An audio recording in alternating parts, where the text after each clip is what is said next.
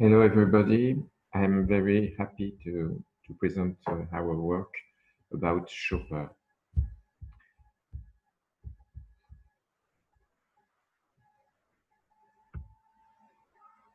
It's a communication about INR project, which is called Chopin, and the subject, the title of the communication is Use Case of Virtual Reality to Visualize the Database. It's in archaeology fields. My name is Bernard Quignot from Nanterre. My colleague Pauline de Pechperou is from the Université Paris-Est Créteil. Nicolas Boulbès is an archaeologist from Perpignan. And Baptiste Cotras is a sociologue from INRAE. So it's an interdisciplinarity teams for this project.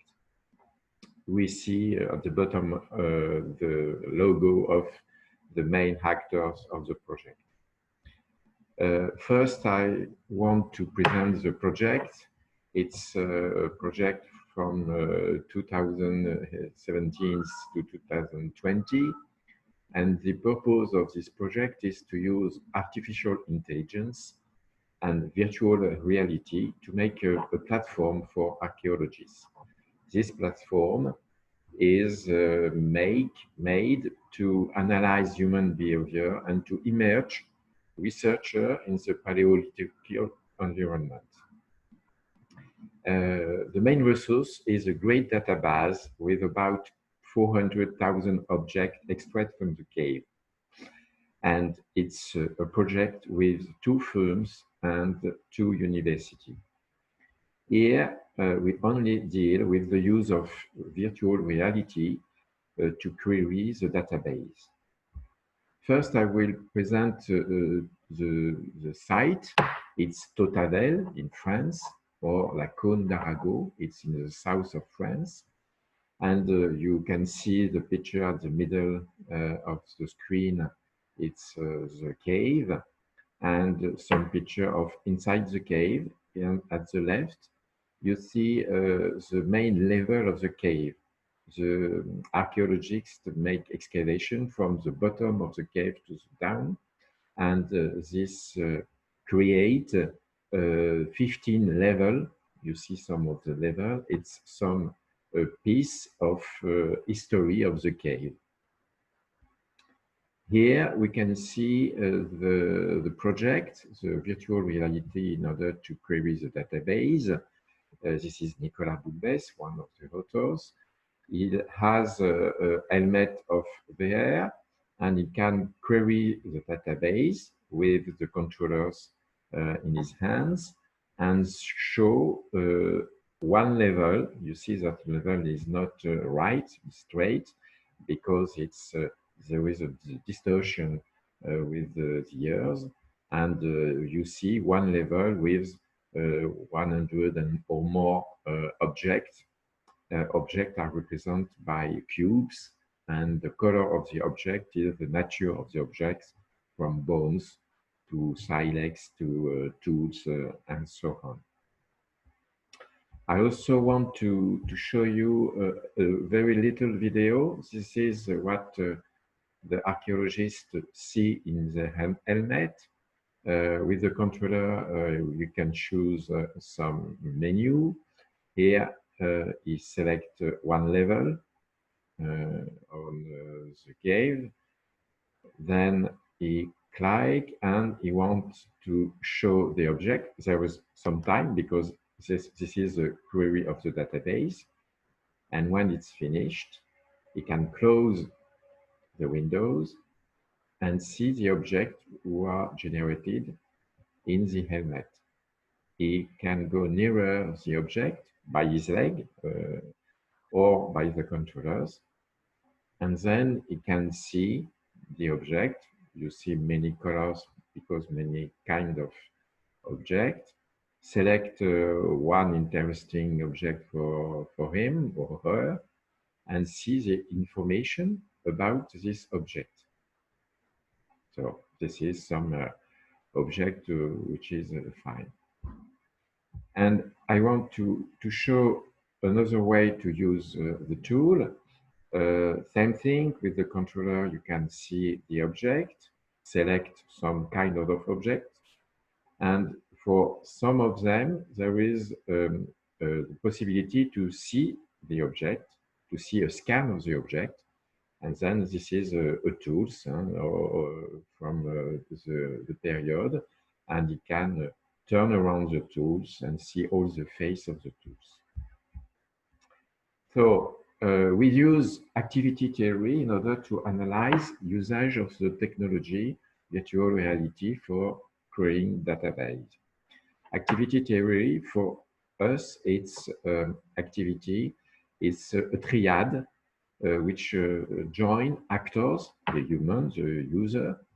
Objective is the purpose of the activities, and tools is the artifact and also the rules that is included into the tools.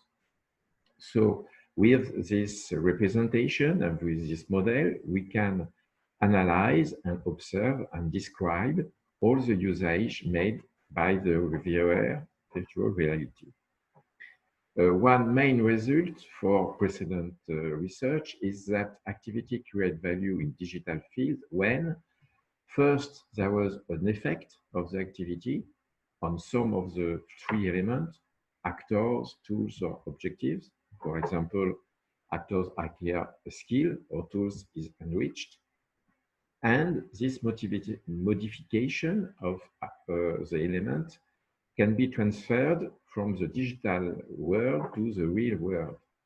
Because if we can't transfer, the value stay in the digital world, so it's not very, very interesting. We use a methodology qualitative in order to observe the usage. It's a longitudinal protocol. We work on the project from the just beginning. And for this paper, we use a test. 8 researchers test the tool twice. Each test was fully filmed. Then we do a triangulation of information sources with other sources and coding all the material with NVivo, with a grid of codes that we have developed in the team of the authors of this paper. We analyze about 1,000 and more code. The main result of these observations was first, each triad is significantly different when the actor change. We observed a quite similar triad from the tools and the objectives, and it's very, very different from the actors. And this is due to the physical characteristic like glasses or other one, but also from the culture, the discipline, and so on. So we think that it's very utopian to carry out mass use study in order to try to understand complex tools. Second, we show classical problem with the technical defects. It's not very it's not rare, so I don't speak much more longer on this point. Third point, activity with VR can provoke real emotion. I put it here, a verbatim of one of the researchers with quite very impressed by the result of the query, and we quite often listen, wow, fantastic, it's great, and so on. Other main results, this is quite interesting, tension like difficulty, surprise, contradiction in activity seems to be a good way to improve knowledge and to initiate new activity. I put another verbatim where a researcher see human remains which are not on the right side. So he was quite astonished with these things, and he want to go further and to look at it very precisely. And we show some things like that much more often. A researcher formally asks to the enrichment of the tool, so they really want to have value, and it's a confirmation that we can't have value if the tool is not modified by the usage. And third, some activity, not a lot. I put two examples, and maybe we have some question about that. Some activity cleared value for the researcher. On the first one, it's a researcher with a specialist of bison, and she saw that much more bison are on the same level, so on the same level of history of the cave. And it's a great things for her. And she only want to see that, so she puts the helmet, she make 5 or 10 minutes of using, and when she saw what she want, she closed the test. So it's really clearly value creation with the tool for the research. What is the impacts for digital humanities? We saw a lot. I will be very quickly on this one. First, I think that activity theory seems a good way to study technology. Not the only one, not the best, but a good way, because we can tell story with the activity. And also we can have some jump from individual to collective use. And we have some example in the paper of that. The other point, academics must be involved in the design and the development of digital tools for research.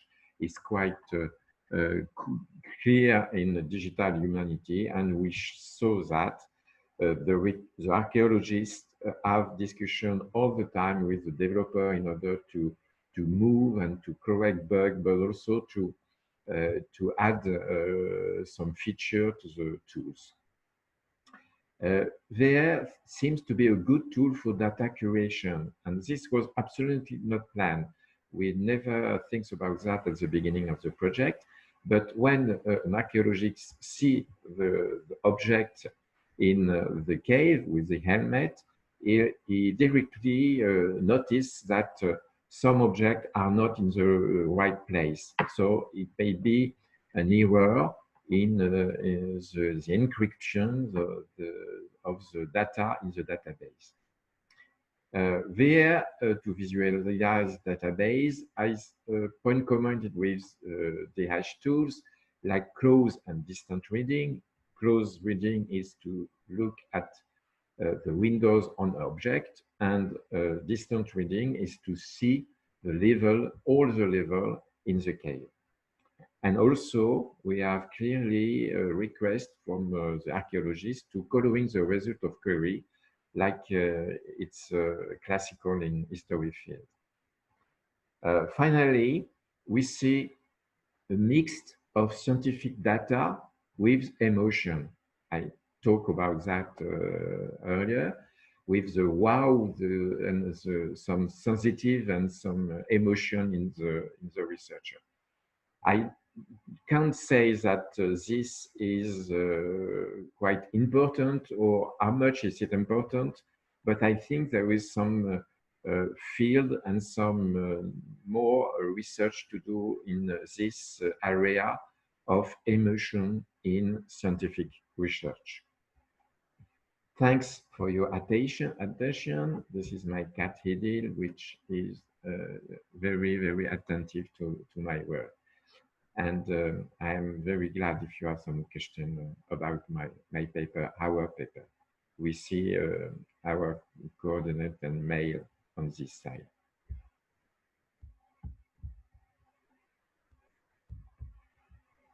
So, bye-bye.